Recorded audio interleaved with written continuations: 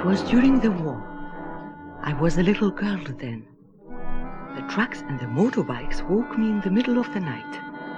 The Nazi soldiers came right down to the water, over there where the boats are kept.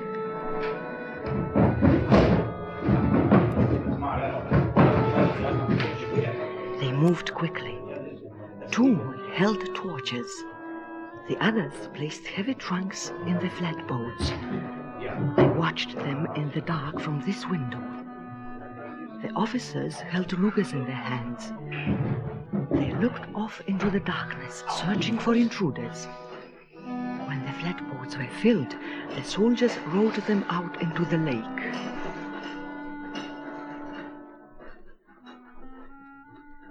One of the officers walked right up to this window. I flattened against the wall. I held my breath. He looked right at me. But he couldn't see me because of the darkness. Finally, he walked away.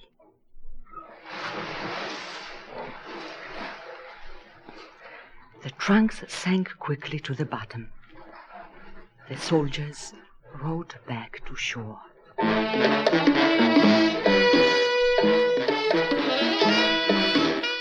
Theater 5 presents Lake Toplitz.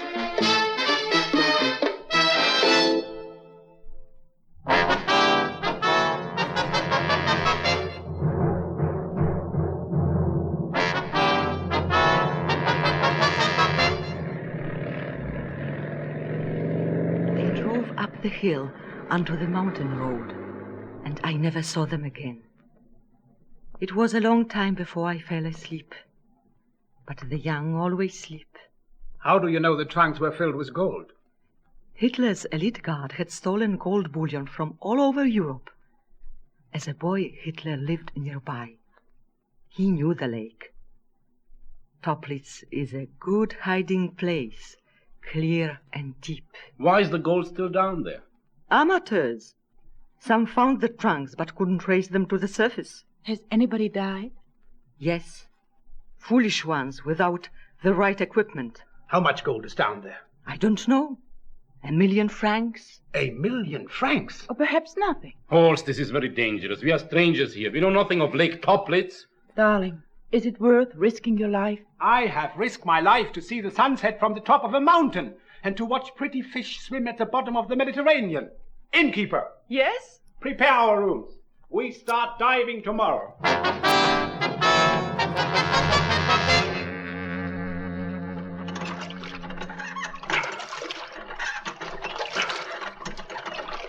I don't like this lake, Horst. It's too blue, too deep, and too cold. It is a lake, dear brother. A mountain valley filled with pure, clean water. No monster. Just 1 million francs waiting to be claimed. Horst, would you rather die than work at an honest job? An honest job? A carpenter? A plumber? Perhaps a car mechanic or a bank clerk, eh?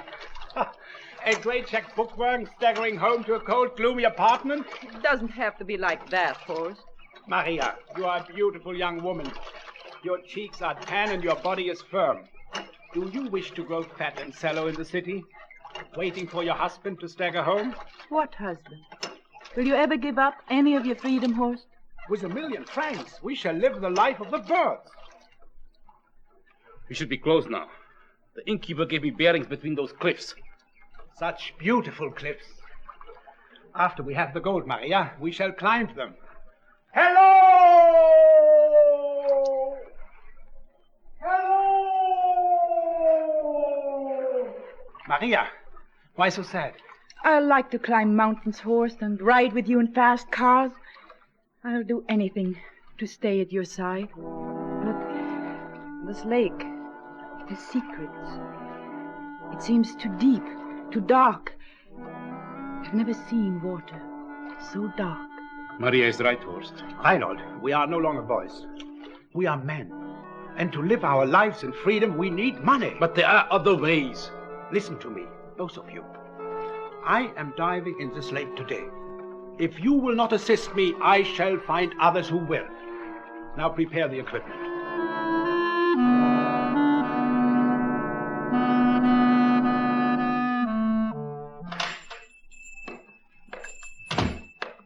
Good afternoon, Frida. Good afternoon, Inspector. You are in time for hot bread. Good. Your bread is the finest in Austria. You used to say the same to my mother. So I did. Your mother and father were fine people, Frida. Well, you must miss them very much. I do. But they've gone a long time, Inspector. And life goes on. Yeah. Toplitz is such a beautiful lake, but so dangerous. We should put a huge fence around it. Your fence won't bring my parents back, Inspector, nor my brother. No, nor all the others. Is that a boat out there? Yes, 3 young Germans here on vacation. They are not diving, are they? Oh, no, fishing. The bread is for their supper. It should be cool enough now, Inspector. Well, just one slice, Frida. My uniform keeps shrinking.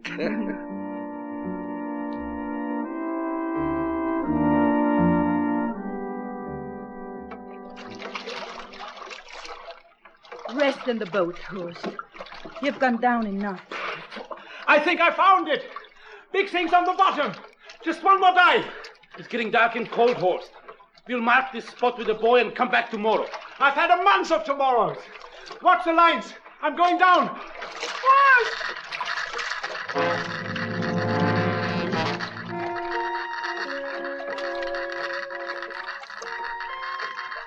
He's too tired. We should have dragged him aboard.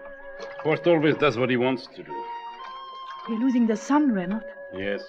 It goes fast when it hits the mountains. I'm cold. Think how cold Horst must be, even with the suit. Do you think he found the gold? I don't know. If he finds the gold, Renata, will he marry me? I don't know that either, Maria. Each year I realize how little I know my brother. But you have had fun. You've had wonderful times together. That's what everybody thinks. The brave, adventurous brothers. Always ready for any wild stunt. Sometimes I hate it. Sometimes I hate any... No, Renata. Don't say that. It's not true. Of course it's not true. We are brothers. I don't know what I'd do without my brother. Renata. Maria, you're shivering. You're cold. Here. Take my sweater. No, you need it. Please. Let me put it around you. Yes, sweet. The rope. He's in trouble. Oh, no. Horst must be in trouble. Horst! Pull! He'll get you up. Pull! Renata! Not too fast. He'll crash. Get him up! Easy. No, don't worry. Don't worry, Horst. Horst, I'll get you up. You'll be all right, Horst. Let me out! Let me do something! Here, leave the line. Yes. Slow, steady. I've got to get these clothes. What are you doing? I'm going to dive. See what's wrong. No, Renata, no! It'll Not be all you! right. I've got to do it. No! It's too cold. You'll freeze. Now keep reeling. Come on, Something keep will happen to reeling. you. No, I don't care what happens. Keep to reeling. You can't. I won't let it do. No, Maria, let go. No, I don't want to lose you. I won't. Maria, we can't. Go.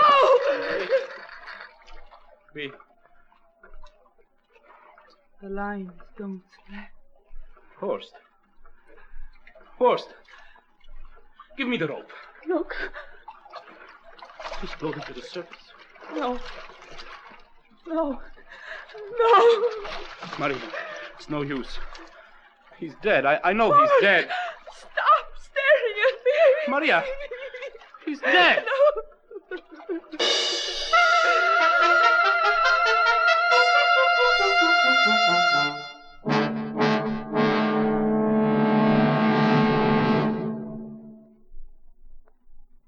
It was said recently that in each succeeding year, it more clearly appears that our democratic principle needs no apology, and that in its fearless and faithful application is to be found the surest guarantee of good government.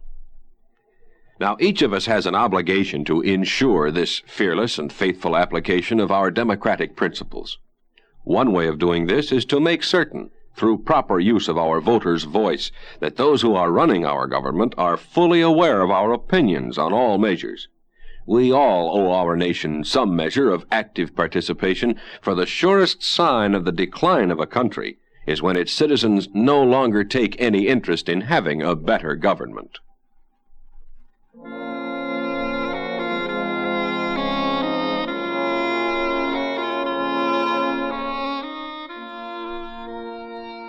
Maria, I know you don't feel like talking, but this is Inspector Erhardt.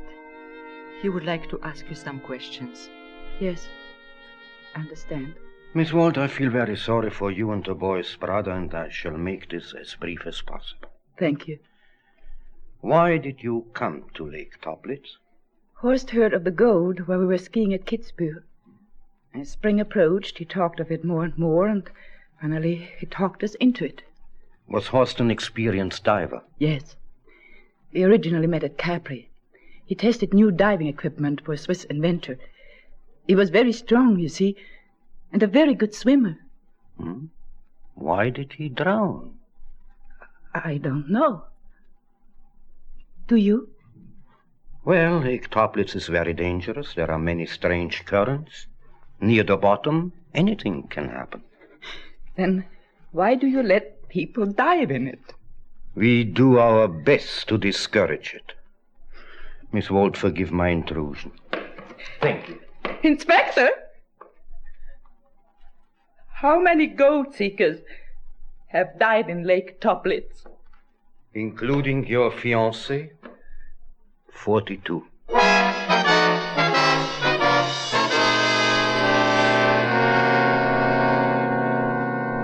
Poor girl. She must have loved him very much. Yes, just as you loved your parents and your brother. I cried for them for many months. I cried night and day. But Maria is young and very beautiful. She will find another man, perhaps a husband. I was young once, but I was never pretty. Never.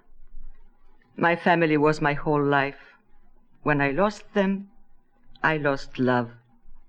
Did you tell them about your parents, Frida?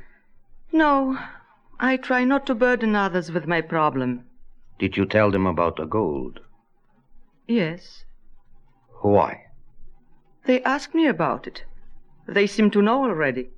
Did you tell them the story? What story? About you seeing the Nazi soldiers. I can't remember. I have talked with the dead boy's brother. Perhaps I mentioned them. Perhaps. Perhaps still another human being has drowned in Lake Toplitz because he believes a half-wit story about Nazi soldiers with torches in the middle of the night. Perhaps. The story is true. I did see the soldiers. They came with trucks and motorbikes. They rode out into the darkness and dumped the heavy trunks in the water. Every day you tell the story. Always the same. Except the value of the bullion grows. How much is it now, Frida? 1,000,000 francs?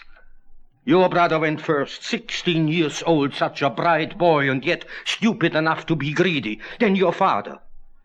He was looking for his son's body or for the gold. Then your mother, a round little bread maker, trying to save your father's life. Frida, why must you tell this story? Because it is true. It is the one event in my life that no one else experienced. You cannot take it away from me, Inspector. The soldiers did come down the hill. I saw them bury the treasure in the water, and the officers stared right through that window and me. Why don't you believe me, Inspector? My parents believed me. My brother believed me. If I am a half-wit, why do so many people believe me? The lust for gold. You make it sound so simple, Frida. Just throw out in the lake and pick up the treasure. Inspector, I saw the soldiers. It is true. Is it? We shall see.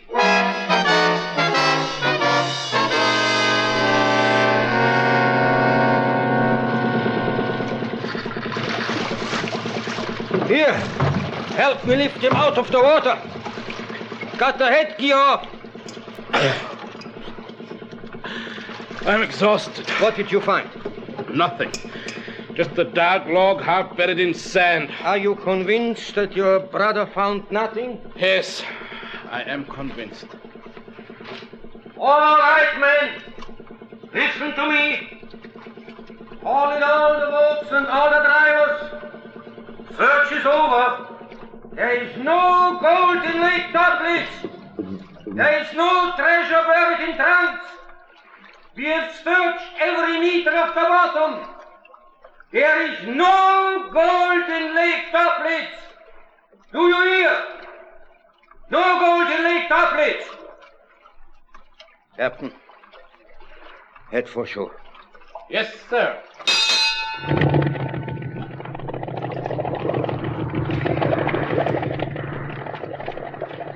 Well, it's finished. Yeah, it's finished. Austrian government wasted 3 months and 500,000 shillings searching for a treasure that does not exist. At least the drownings will stop. Yes. At least the drownings will stop.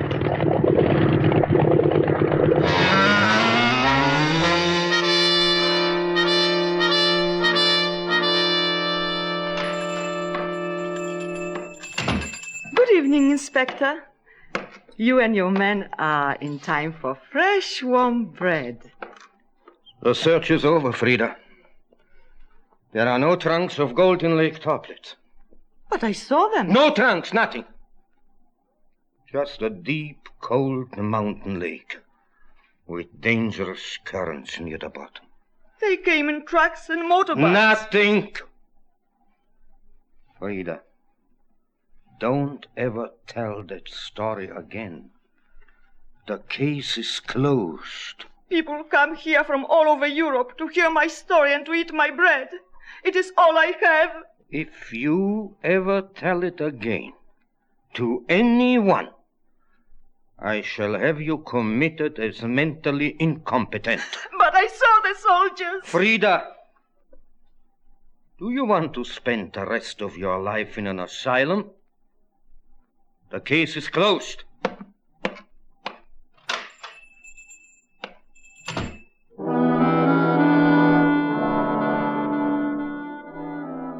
We are leaving, Frida. What will you do now, my dear? Where will you go? Home to Munich, I suppose. Perhaps I can find a job. Don't be so sad, Maria. You are young and beautiful. You will find a handsome man and soon you will marry. Perhaps Reinhold. No, not Renata. We share too many memories. If you pity someone, pity me. I was never pretty. And now I am no longer young. I live here all alone. My guests are my only friends. You're a good friend, Frida. Thank you. Thank you, Frida. Goodbye. Goodbye, Maria. Good luck. Goodbye. Why must I always say goodbye? Who will eat the bread? Good afternoon. Are you the innkeeper? Yes, my name is Frida. My name is Sven Johansson. I'm from Sweden. I had a job in Bremerhaven this summer, and I heard a strange story. I heard that Chancellor Hitler buried gold in Lake Toplitz. Is that true? Yes. It happened 20 years ago during the war. I was a young girl then, but I remember it so clearly. The motorbikes woke me in the middle of the night. The German soldiers backed a large truck down to the water, right over there where the boats are kept. Do you have a room for me? Yes, of course. A clean room overlooking the very spot where the treasure sank. And I just made fresh bread for supper. I have friends with diving equipment in Bremerhaven. I shall write them tonight. I'm sorry. I interrupted your story. 2 of the soldiers held torches, and 4 others dragged heavy trunks onto the flatboats. I watched them in the dark from this window. When the flatboat was filled, 2 of them rowed out.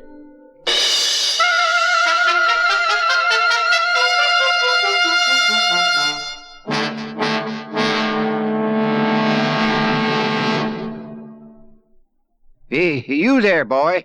Sit up, look spry. Now step lively. This is your great-grandpa, and then some. My name? Well, I've been called Johnny Reb, and I've been called Billy Yank. I'm a soldier. It's Civil War. Now, what do you want to know about soldiering? Letters? Well, sure. We wrote letters, and we got letters. Though the fact is, we wrote 'em a lot oftener than we got 'em. See, down south, the Postal Service was so dad-blamed upset that the boys took to sending their letters home with other soldiers going on furlough or sick leave. And any visiting preacher or politician was sure to leave camp just loaded with mail. Not only could you count on better chances for delivery, but it was a blame sight easier on a soldier's pocketbook, considering that a plain old stamp could cost upwards of 50 cents. Of course, they made a law so as you could have the folks back home pay for your letter, but most times they didn't have very much money either. Oh, I can tell you, it was a mighty trying situation. I say it was mighty trying. Now, you boy, everybody knows you keep looking for those letters from home, and everybody sweats to keep 'em coming to you. They send out airplanes full of mail, and then the jeeps and the trucks take over, and by golly, boy, you know darn quick what the folks are doing back home. And when you ride home, the same things happen all over again, except that you don't have to worry about overseas postage, for which you can thank your lucky stars and stripes. Oh, believe you me, son, it takes more than just men and guns and generals to make you an army. It takes a mess of smaller things, too, like knowing darn well that you're going to get your mail regular, and that you got a good adjutant general corps doing it for you. Danged if it don't.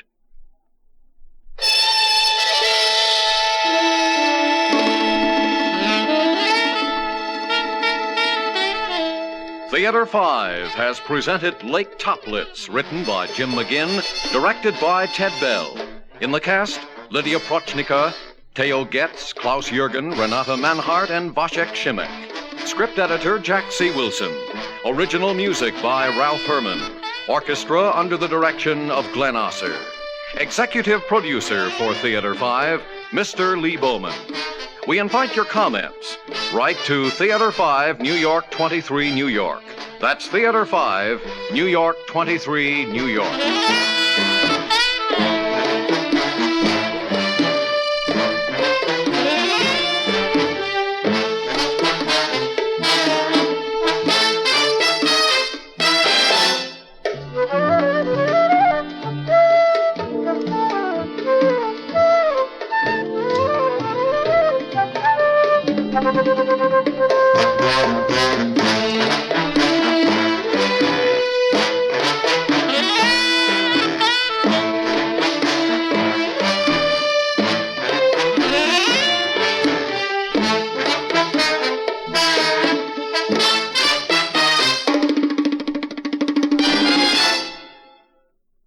This is the United States Armed Forces Radio and Television Service.